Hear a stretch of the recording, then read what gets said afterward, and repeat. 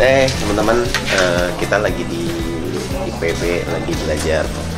Ya, kita lagi mau seriusin pertanian ya. Tadi sudah dipaparin sama Pak Koko, Pak Sarwo, sama Pak Yudi tentang di sini. Kita mau survei langsung ke lapangan, lihat langsung proses pertanian di sini kayak gimana gitu ya. Semoga nanti menjadi banyak pencerahan untuk kita dan kita bisa menggairahkan lagi pertanian di Geraha Kreatif. Stay tune.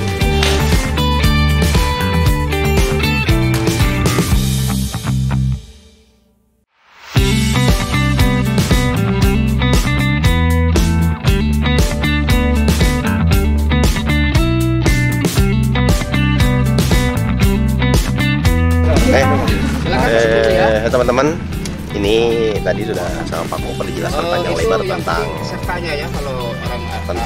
pertanian di sini. Ini namanya di ATP, Agro Business and Technology Park. Sudah cukup semua. Kita lanjut lagi dengan Pak Koko. Ya, let's go. Sudah ditahankan nanti sama. Oke. Selamat datang di ATP yang dulu ADS. Kalau mau berbicara budidaya, bagaimana supaya nyambung itu dulu. Supaya makan itu terus setiap hari. Kita harus tahu umur tanaman. Kalau kailan umpamanya, ini kailan. Ini kailan, Pak. Saya singkat bicara. Nanti ke sedikit nutrisi. Ini kailan umpamanya 5 minggu ya. Berarti saya nanamnya itu 1 minggu itu 2.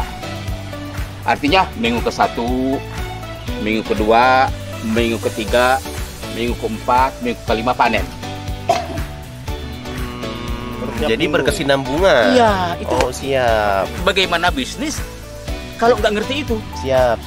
Makanya kadang-kadang swasta maupun pemerintah mengumumkan bahwa kekurangan ini. Iya. Itu, karena tidak berkesinambungan. Iya. Siap. Nah, kalau berkesinambungan makan cantik. Iya. The best jadinya, Pak. The best. Ke-1 itu. Sekarang kan saya lagi ngomong sayur daun. Sebab sayur itu ada 4. 1 sayur daun, kedua sayur buah, ketiga sayur ubi, keempat sayur setek. Ya gingseng kan di setek. Iya benar. Nah kalau tidak tahu itu juga bisnis nggak jalan. Iya, persis. Nggak jalan lah. Persis. Nah sekarang untuk mengatur itu diaplikasikan dengan cuaca iklim yang ada setiap lokasi. Oh, itu tidak mudah. Itu ya. Tapi kalau umpamanya nanam wortel di Jakarta mana ada tumbuh? Ya memang harus di puncak, Pak. Ya gitu ya. Nah begitu. Nah, bagaimana ini supaya bagus? 1 meter persegi itu dikasih pupuk kandang karung yang pertama ya. Masih gundul kayak gini, itu 5 kilo. Wah banyak Pak, memang iya 5 kilo. Tetapi nanti turun 3 kilo, akhirnya maksimal 2 kilo setelah panen. Tapi saya dengan orang Taiwan bisa 1 kali nutrisi ngasih, 2 kali tanam bisa. Ke-1 itu pupukan. Kedua, dolomit kapur. Dikasih 200 gram per meter. Ya kalau dengan petani ini kan 1 meter 200 gram begini sebar gitu. Jadi maksimal. Kalau ini panjangnya umpamanya 50 ya 10 kilo lah. Itu jadi punya anggaran. Siap. Ada hitungannya. Ada pupuk kandang, ada dolomit dan mikroba. Mikroba di saya ada biobun. Kemudian ada P2O. Kemudian ada bioekstrin. Tapi isinya sami mawon mikroba. Ada trichoderma dan lain sebagainya. Lanjut lagi, ini yang tadi ini yang A ya. Budidaya sayur organik. Greenhouse-nya gini. Bagi gue darah petani dari kecil sampai sekarang ternyata ada pertanian yang begini. Gue juga baru tahu di Indonesia, men. Keren. Ini ilmu yang mahal banget sih menurut gue. Ayo lanjut lagi. Wah, ini apa lagi? Hidroponik. Bapak di sini ya, saya di sana. Ya. Ini hidroponik. Kalau membuat bak sama saja, mau lonjong, mau panjang, mau bulat, ya mau gepeng, yang penting isi air. Oh, ya. Isi airnya ini adalah harus 40 cm. Ya gitu. Biar nutrisinya awet dan kelembabannya mantap. Nah, ini styrofoam namanya. Ya. Ini ngambang ternyata Pak ya? Iya ngambang, Pak. Ngambang, wih dia. Bapak kalau main parahuan juga boleh di sini. Kangkung. Nah, ini akarnya, Pak. Bisa ini. Akar. Nah, segini produksinya ini ada 15 ya. Ada sekitar 300 gram ya kalau bagus. 300 gram. Beda dengan di lahan, kalau di sini umurnya hanya 2 minggu saja adalah untuk percepatan produksi. Tapi kalau di sana 5 minggu kan banget ya. Kenapa? Biasanya kalau sayuran sama rata airnya itu bisa mempercepat produksi dan rapih, tubuhnya rata. Coba Bapak kalau di darat, kalau airnya sama, menyiram sama, jangan di sini 5 liter, di sini 3 liter, di sini nggak kebagian. Jadi begini ya. Iya, iya. Begini. Gunung lain. Ya begini. Iya. Itu Apa mah, gini? itu mah Abah. Abah begitu. Itulah harus sama. Ada aja begitu. Ini bukti, ya bukti nyata. Ini kan airnya sama.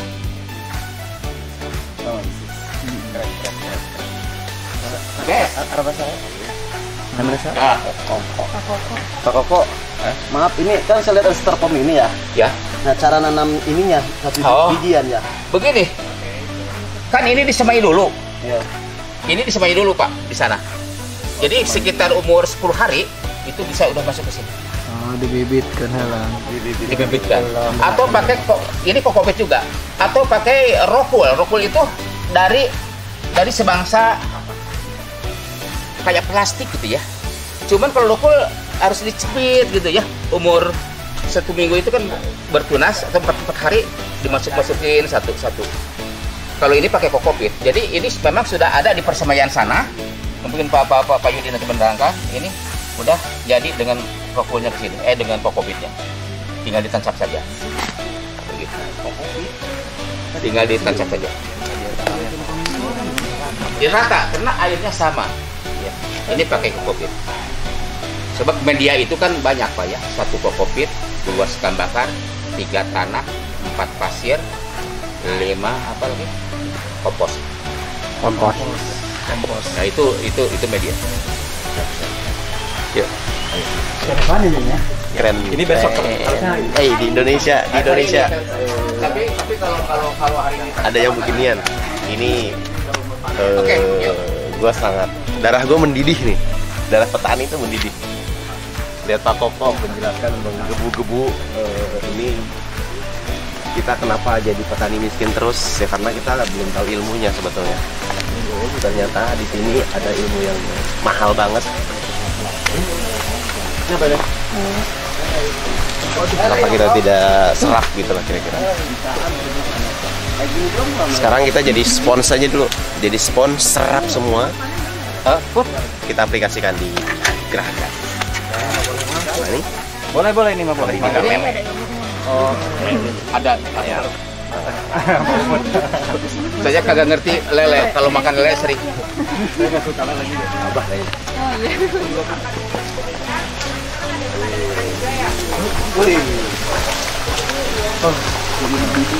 Untuk beringnya sama indukannya ada di ujung.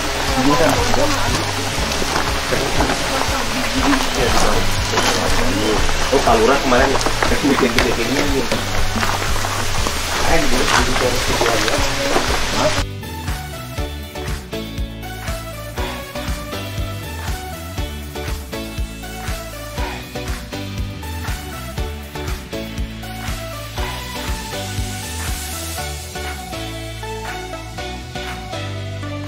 Nah, lele itu sifatnya kanibal juga, jadi bisa memakan sesamanya. Iya, benar. Ketika ukurannya itu beda. Jadi kalau lele itu harus emang sering disortir, gitu. Minimal seminggu sekali, kayak gitu. Jadi seminggu sekali, ketika ukurannya udah beda, kita harus pisahin tuh ukuran kecil sama kecil, gede sama gede gitu. Kalau enggak nanti yang kecil bakal habis gitu. Makan. Yang kanibal itu. Iya, terutama kalau misalkan kita ngasih makannya itu nggak rutin, terus nggak sesuai jadwal gitu, sering bolong, itu pasti penyebab kanibalnya lebih tinggi gitu. Untuk sortirnya kira-kira berapa hari? Kalau sortir itu biasanya di sini kalau untuk yang gede itu 2 minggu sekali. Kalau yang gede itu yang ukuran konsumsi. Cuma kalau benih itu awal-awal kita sortir itu seminggu sekali karena benih itu kan rawan sekali ya. Iya. Jadi seminggu sekali kita sortir gitu sesuai ukurannya. Ini nggak tahu Mbak. Nah kalau ini tuh automatic feeder, jadi untuk pemberi makan otomatis.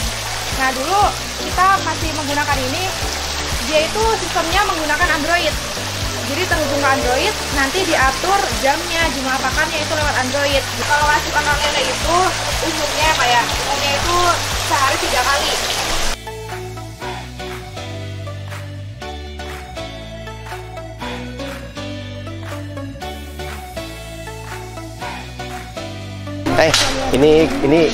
Ini tempat modern banget, mungkin Pak Koko bisa Pak Yudi. nanti sama Pak Yudi. Ini nanti kita ke kebun berikutnya, kebun ya namanya.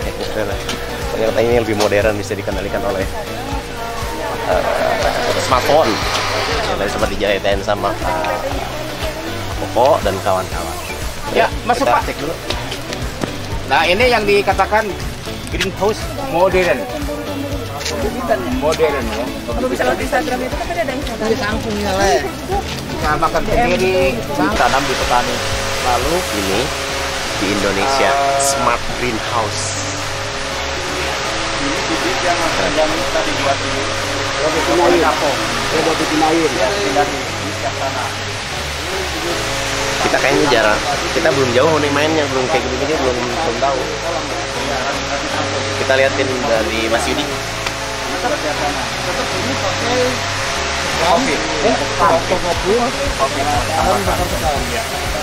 Kalau media tanam ini dia stam bakar, beda. Karena ini buat ditanam di sesil kan? Ya. Kenapa? Ini kailan, ini di kailan. Ini selada, ada pakloy. Nah, ini sayuran non-organiknya. Ini sama kokopit juga ya? Iya. Ini tambahkan. Ini sayuran organik dan organik yang akan ditanam petani ini sekam bakar. Uut bakar Ji. Ya. Belum uut. Ya, kalau orang sudah bilang begini hati karya bang. Belum ini adalah hati kan. Pindah ke styrofoam. Kalau obat itu umurnya sekitar 3 sampai 4 minggu. Kalau yang di organik, jadi 2 minggu, 3 minggu udah bisa siap tanam. Ini petani akan sudah terjadwal, setiap minggunya mereka akan ngambil seperti itu. Jadi sudah bisa sesuaikan dengan pasarnya. Mereka sudah mempersiapkan lahan di lahan masing-masing yang akan ditanam setiap minggunya, dan dia akan panen sekitar umur sampai 3 sampai 4 minggu. Nama juga otomatis ya. Betul, penyemayannya otomatis, itu alatnya. Pak, maaf, kalau setelah ini kan pemupukannya sama nggak? Pupuk apa yang kita harus pakai? Beda, kalau ini kan khusus organik. Ini biasanya nanti di aplikasi di petani mereka pakai kohe, kotoran hewan biasanya. Tapi kalau untuk non organik biasanya kita coba kasih nutrisi dulu, biasanya antara gandasil atau gandasil daun, gandasil buah seperti itu udah biasanya kita kasih nutrisi secukupnya saja. Tapi nanti ketika aplikasi di lapangan mereka ada nutrisi sendiri. Siram ya? Ini otomatisnya. Jadi untuk menyeimbangkan suhu. Itu tadi yang tadi bilang Pak Sarwo, dia akan kebuka ketika dia suhunya menyesuaikan. Tirai yang di sebelah di pinggir itu, dia kalau misalkan suhu panas dia akan kebuka. Berarti Ya. semua ini pakai ini ya, pupuknya pakai kotoran sapi. Kalau ini belum pakai pupuk. Nanti ketika aplikasi di lahan, mereka akan pakai pupuk. Biasanya antara tadi yang Pak Koko tadi sampel organik di sana, antara pakai dolomit, kapur, kemudian dia pakai kotoran hewan, gitu kan. Dan nutrisi biogan juga bisa, itu bisa untuk pupuk dasarnya. Kita tambahkan keistimewaan ini kokopit atau seperti gila ini tidak akan berubah. Si tanaman itu udah siap, walaupun digantung ya tidak akan berubah. Jadi kita tinggal pas tanam, kling, selesai. Iya jadi digantungnya sama saya tidak berubah. Pas tanam nanti di lahan ada lubang tanam, tumbuh selesai. Ya. Jangan sama tanah. Iya, ini untuk tanah. Akarnya mengikat. Tadi pakai bakul atau lain apa? Benar berapa? Bro, benar bro. Benar. Sabut kelapa no kuat kelapa benar. Sabut kelapa. Iya.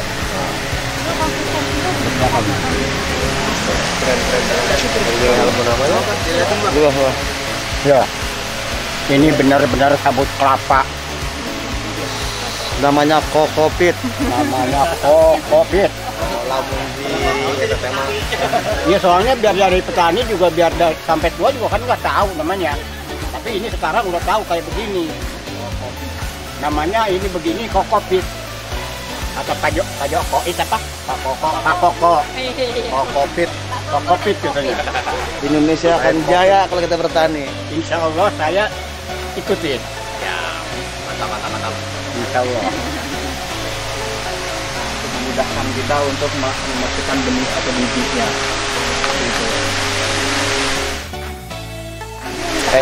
Iya, dari netapin kita punya. Gua tidak bisa berkata apapun. The best.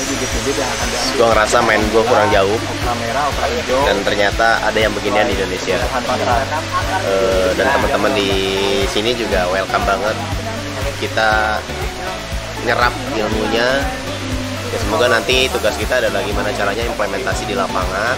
Kita bawa ke Geraha Kreatif, metodenya kayak gimana. Nanti kita diskusikan lagi. Karena kan hari ini kita belajar, kita berkenalan gitu ya, kita silaturahmi. Semoga berjalan lancar Pak ya. Stay tune di channelnya Geraha Kreatif.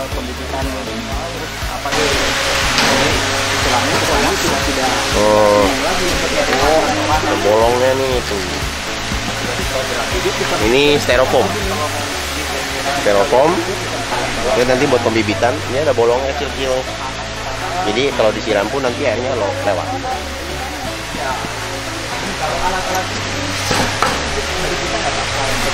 Ini sama nih styrofoam. Ini styrofoam. Lumayan berikutnya. Styrofoam.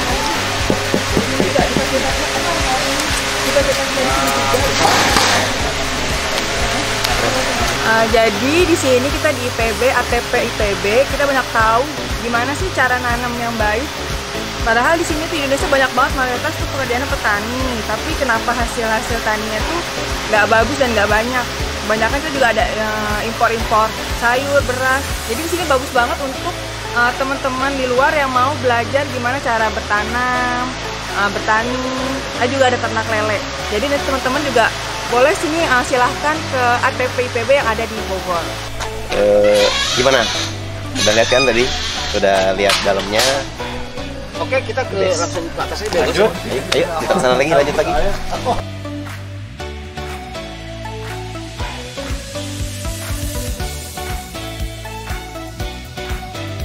Kemudian ini kompos kembalikan ke alamnya ya. Dulu petani dibuang sehingga kebun itu bersih. Ya. Nah, setiap kebun itu harus membuat ukuran yang dikehendaki untuk buang kompos. Contohnya ini, saya 1 meter pakai benang ya supaya lurus ya. Ini tempat membuang sampah. Buang sampah. Tidak usah pikir, walaupun di situ sebesar gini, pakai drum. Digilas. Ini kalau saya ada kebun segini, rumputnya lebih keren, lebih bagus. Ini yang pertama. Ini semuanya kompos dari hasil babadan maupun di mana. Jadi mereka membabat, tapi saya udah bisa pengolahan tanah. Kedua, ini hasil babadan dari sana. Dari taman. Dari taman. Nah ini itu panas sekali. Ini panas sekali. Biogas ada banyak banget. Nah, kemudian setelah ini pertama, kedua dipakai kotoran ayam, ditutup, nggak diolah, ditutup aja langsung. Tutup aja Pak? Iya, tutup aja, nggak diolah. Silakan Bapak masuk. Ditutup. Nah, ditutup langsung kapur segala macam. Ini olahan pertamaannya aja udah dalam ini Pak, nggak bisa dah pokoknya dalam. Jadi nggak dipacu. Jadi nggak usah bolak-balik tanah. Nggak usah. Namanya kan kita dalam teoritis adalah bagaimana kita meningkatkan topsoil. Itu bahasanya, bahasa ilmu. Ya. Topsoil tuh di kebun harus keren. Sedangkan arti topsoil itu tidak dibikin. Iya, Mana iya, ada iya, iya, mikroba iya, iya. tidak hidup, Iya. mikroorganisme mati akibat tanaman jelek. Ini mah ya subur, mikroba yang subur, segala macam subur. Ini luar biasa bagus. Oh iya bener. Nah ini yang awalnya tanah awal seperti tanah pegunungan tuh. Oh iya iya iya. Oh iya keren. Seperti tanah pegunungan ini sudah jadi tanah. Ya ini ya kedua. Nah di fermentasinya ini selama 1 bulan. Kalau saya Januari membuat ini, Februari nanam. Nah silahkan nanamnya ini. Jadi nggak harus banyak jadi nggak harus banyak memakan tenaga untuk olah tanah. Ya kayak gitu. Oh keren. Cukup memanfaatkan. Nah kemudian mulsanya juga setelah nanam bukan mulsa plastik, pakai mulsa organik. Nah di sini kebetulan muncul ya. Nah ini yang tanaman badung ini tidak tumbuh-tumbuh, tidak mati-mati ya. Tapi dengan rumput. Nah ini kalau umpamanya sudah banyak Tanaman itu muncul ya, disebar aja. Ini mati. Oh. sistematik disemprot. Ya. Keren. Ini kan nggak beli. Nah, ini dari sana jamur kristal yang sudah berbuah, umpamanya. Kemudian kawinkan pucuknya. Tapi kalau yang mendengarkan yang ngantuk, pasti ini yang disambung pucuk. Pucuk ini bukan ini. Pucuk itu adalah harus digini dulu. Nah, ini bukan pucuk, bukan batang. Ini dibuang. Nah, ini yang disambungkan. Disambungkan tuh 2, 1, 2. Berarti ini ditajamkan. Nah, ditajamkan.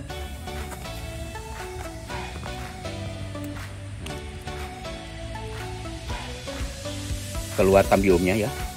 Pegang dulu ini entret. Nah, ini kemudian dibelah. Tapi udah keras ini Maya, udah susah. Dan memang harus 6 bulan.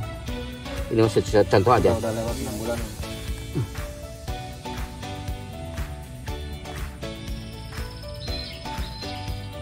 Nah, belah. Kemudian ini disambung. Nah, kemudian diikat. Nah, gini. Oh iya. Nanti tumbuh seperti ini. Ini bisnis yang luar biasa. Kalau 1 hari saya dapat 50, kalau 20 hari 1000, kali 25.000, 25 juta. 1 orang, kalau 4 orang 100 juta. Saya habis terus di sini. Dari jambu aja sudah luar biasa. Penjualan bibit berapa itu, Pak? Sekitar 20-an di sini. 20.000 di sini. Tapi kalau beli banyak Di sini. Ini kan tinggal diikat sama bisa beli ke sini.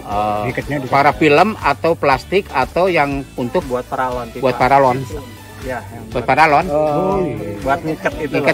Ngikat paralon, ngikat pipa paralon. Bocor.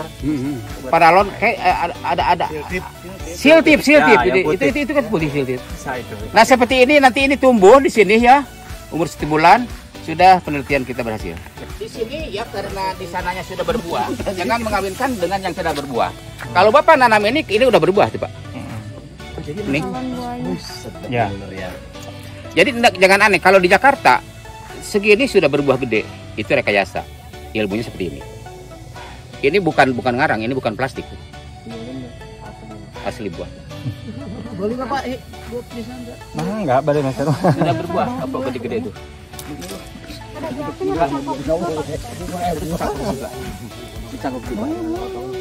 Ini akan berbuah cepat. Jadi umur segini buat di rumah ya. Ditaruh di drum, habis makan petik, makan satu. Luar biasa. Nanti kalau beli nanti di masakan. Teman-teman, ini namanya packing house. Dari tadi produksi, kemudian ini packing house, marketing, nanti tugasnya di sini. Sebetulnya nanti supply and demand-nya biar balance gitu ya. Di sini nanti sebetulnya profit banyak. Nanti kita lihat, klik lagi dulu ya. Kita akan reject dan kembalikan kembali. Karena kita kan sudah punya MOU tadi, ada perjanjian kerjasama di situ. Jadi petani sudah mematuhi SOP yang sudah diberikan, gitu kan. Jadi untuk dikirim ke sini itu sudah harus melalui standar yang sudah diberikan di SOP tadi. Kemudian setelah ditimbang dia masuk ke packing house. Tapi sebelum ke packing house dia akan masuk chiller dulu pendingin supaya untuk mengukur suhu dan kestabilan sayuran dulu. Jadi kan nanti biasanya masuk supermarket biasanya dingin kan. Jadi kita akan menyetabilkan dulu keadaan suhu di lahan petani, kemudian kita masuk ke packing chiller ataupun pendinginnya kayak gitu. Itu lagi produksi ya? Ya, kita akan pisah ada organik dan organik supaya membedakan, karena organik ini kita sudah melalui sertifikasi. Jadi ada lembaga Innovis yang sudah mensertifikasi lahan petani dan sayuran, terutama sayuran daun. Ini adalah ruangan Ilmunya the best. Kita ikutin Kang Yudi. Sayuran organik. Ini sayuran daun. Ada bayam hijau, kangkung, sesam, kayak gitu. Bawang goreng itu di mana? Ini akan di packing sesuai dengan pesanan toko. Jadi barang datang dari petani biasanya sekitar dari jam 11 ke atas. Dia mulai panen, selesai panen itu jam 11 pagi biasanya kan mereka panen dulu, cuci bersih di sana, kemudian dibawa ke sini sekitar jam 11. Jadi itu jam 4 per kilo atau 2 kilo? Itu 250 gram selepeknya. Karena bahwa ada yang minta diikat pakai salat tipes, ada yang minta durak. Itu ada jual kita. Kita jual ke toko itu sekitar 7.000 untuk nanti. Ini kalau di mall organik. Organik 16.000. Bisa dimasuk toko beda lagi kita. Ya. Terus semuanya. Di apartemenku itu kita beli ke petani 8.000 per kilo. Itu dengan kualitas yang Beda. beda-beda harganya. Ini kalau dilihat dari sisi bisnis, dari petani itu 6.000 ya? Untuk kangkung 8.000. 8.000. Pengalaman gua di apartemen di tempat tinggal gua di Supuri. Kalau paling tinggi 16.000. kita ada kaleng. Lu lihat marginnya men. Per kilo. Coba kalau langsung Cesin, kalau cesin ya itu 12.000. Ya, dari petani kita. Itu 8.000 per kilo. Kangkung paling rendah 8.000. itulah fungsinya ilmu. Tapi dengan kualitas sayuran yang benar-benar sudah standar toko seperti itu. Bayam hijau kita 10, bayam merah 11. Yang paling mahal itu kaleng kerli. Kaleng kerli sejenis sawi juga. Tapi dia mulai 25.000 harganya per kilo. Karena ini cuma barang lama. Nggak susah juga untuk dibudidayakan karena dia umurnya lebih panjang, 35 hari udah bisa panen. Yang kerja ini penduduk setempat. Ya, kebanyakan mayoritas di sini. Karena memang dari sejak Taiwan juga mereka sudah di tempat. Jadi beberapa pekerjaan juga. Betul. Ibu udah baru sih.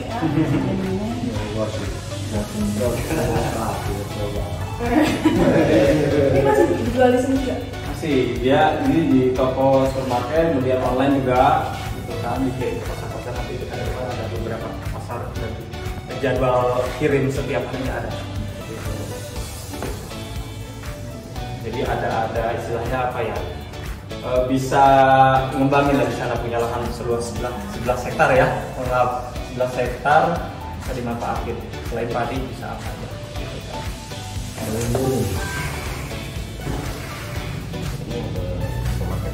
Iya, ini pesanan-pesanan yang sudah nanti kan dicatat. Ada pesanan dari untuk Ibu Titin sebagai kepala packing house. Packingannya. Status malah ada di supermarket. Dari kunci kita punya juga, gitu kan. Ini buat Berarti ini produksi masyarakat itu sebenarnya. Masyarakat juga, cuma kalau untuk asparagus kita kan dataran rendah, kita masih nggak bisa cocok di sini. Rendah dan panas. Asparagus ini harus ditanam di daerah tinggi dan kering. Kita dari Bali. Ya, kita pernah di daerah Ciapus di Bogor sini ya. Bisa tumbuh tapi kurang maksimal. Seperti itu. Tomat cherry kita supply dari Gadok. Gadok sana Cianjur, sebelum Cianjur, Muara Puncak. Mahal juga itu. Tomat cherry kita beli dari petani 15.000. Ya. Iya betul. Kita kan selain asparagus, sobat seri ada timun, baby buncis yang tadi sudah disampaikan di seri sebelumnya. Kemudian ada baby corn, jagung manis kita masuk juga ke sini. Kacang panjang merah. Kemudian ada apa? Wortel juga masuk.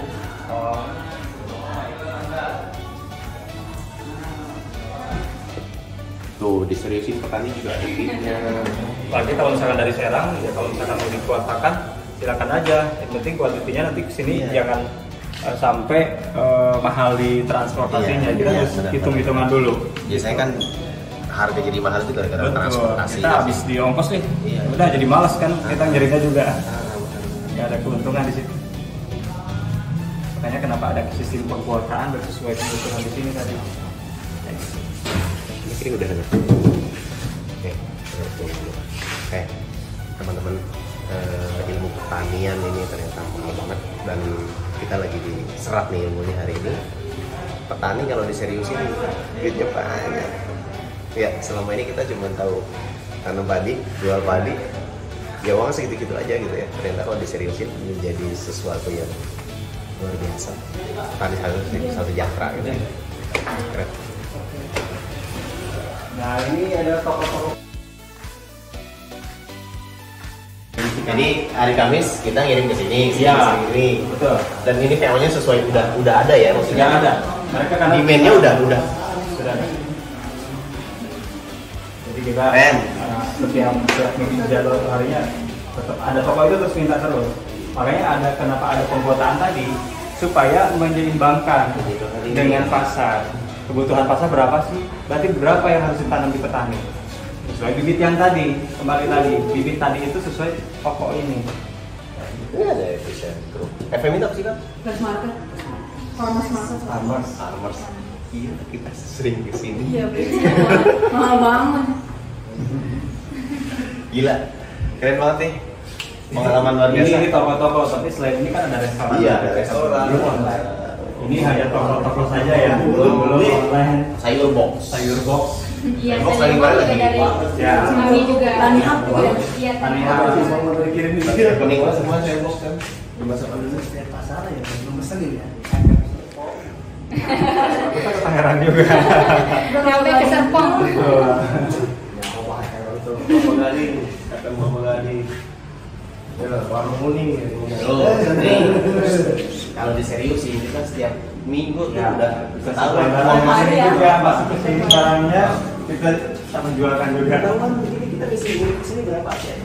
Semua Ya, di sini kita ngobrolin duit ya. Sangat simpel banget. Ngobrolin Kalau bisnis misalkan luas lahan nih, Ah. akannya kirim ke sini aja produknya. Kita akan supply. Simpel lebih baik. Jadi ada beberapa ini sih istilahnya. Jadi kita Mau tanam sendiri lah. yang mampu di sini lah. Pas kemarin tuh saya di Cianjur, jadi petani banyak banget hasilnya, nggak ada yang bisa dijualin. Terus akhirnya dijual ke Kementerian Koperasi, kita jualan kemarin. Gitu. Mas nggak ada Iya. kacang tanah jual berapa ton itu jual. Oh, karena permintaan juga. Nggak ada permintaan. Jadi saya mereka ketahuan ini gimana nih gue punya hasil, tapi gimana masarinnya kan mereka nggak bisa jual Itu juga. juga salah satu dilema yang tadi cerita. Mereka nggak punya alat transportasi juga kan. Sekarang di situ kita mentoknya petani gitu tuh. Ya. Jadi kita tanam banyak melimpah. Nah, kita punya program pasar tadi yang utama. Iya, Sebelum tanam, kita pasarnya Kayak mereka gimana? kemana dulu nih? Kita kalau tanaman bisa program. Tanam hari ini pasti panen mungkin antara 30 sampai 40 hari kemudian kan. Ada yang 3 bulan gitu kan. Apalagi kalau dari umbi-umbian bisa 8 bulan kayak singkong, ubi gitu kan. Itu bisa diprogram. Jadi kita menyiapkan pasar sudah ada. Kita akan prediksi ke pasar tuh bulan ini akan panen ini. Paling jatuh tepat harinya itu kan kita bisa menyesuaikan. Jadi petani juga nggak bingung. Sayuran gua mau dikemanain gitu misalnya. Sayuran saya kemanain gitu. Istilahnya. Banyak kan Jogja ya, pengirimannya. Jogja. Kita sekarang, aduh kebetulan kita ditutup juga baru ini kemarin ada yang positif ya. Jadi Aduh, kan jadi pasar antisipasi. Keren. Memangnya di kantor setiap pegawai wajib beli. Dari petani. Iya. Membantu orang di sini. Karena kan mereka kan karena disimpan lama, kualitasnya jadi nggak bagus dan nggak ada yang mau beli dan mereka nggak bisa kirim ke penjual juga. Kang Didi, buat penutup mungkin ada closing statement dari Kang Didi untuk tim Graha Kreatif. Boleh. Paling intinya dari saya pribadi dan ATP ya, pesan kedepannya mungkin kalau misalkan mempunyai lahan yang cukup luas, kita bisa memanfaatkan dari beberapa jenis sayuran gitu kan, ataupun bisa memanfaatkan lahan dengan cara apapun gitu, teknologinya, kemudian dari budidayanya ataupun bibitan itu silahkan. Rekomendasi dari saya, kemudian dari pemasarannya juga silahkan, monggo dikembangkan lagi. Dan pasti namanya petani akan istilahnya akan senang, apalagi dengan adanya pasar yang kuat, seperti itu. Cukup dari saya, mungkin terima kasih. Mudah-mudahan apa yang sudah disampaikan dari awal materi sampai akhir packing dan pemasaran ini mudah-mudahan bermanfaat. Kemudian menjadi motivasi untuk bisa mengembangkan lahan ataupun apa istilahnya kantor pemasaran di sana ya, karena buat mengembangkan juga seperti itu. Buat membantu petani juga ya, supaya menjadi petani lebih baik lagi, sejahtera. Terima kasih. Oh iya, monggo dulu nanti ada sedikit ini sambil istirahat. Itu 4 ya.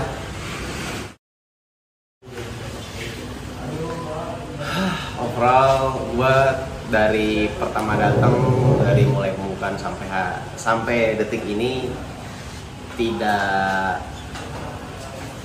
berhentinya untuk mengucapkan decak kagum gitu ya, bahwa ketika memang pertanian diseriusin, ya harusnya petani kita juga bisa lebih sejahtera ya.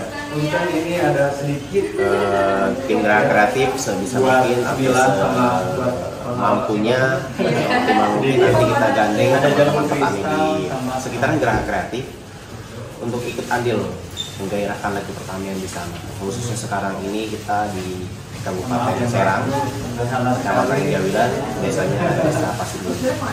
Oke, sukses selalu buat kita, semoga dilancarkan.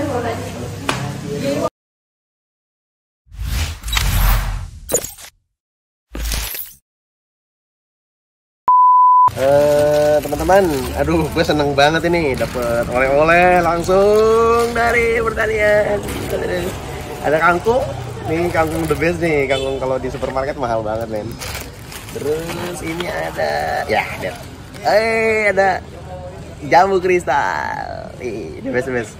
Ini keren. Dapat oleh-oleh kita.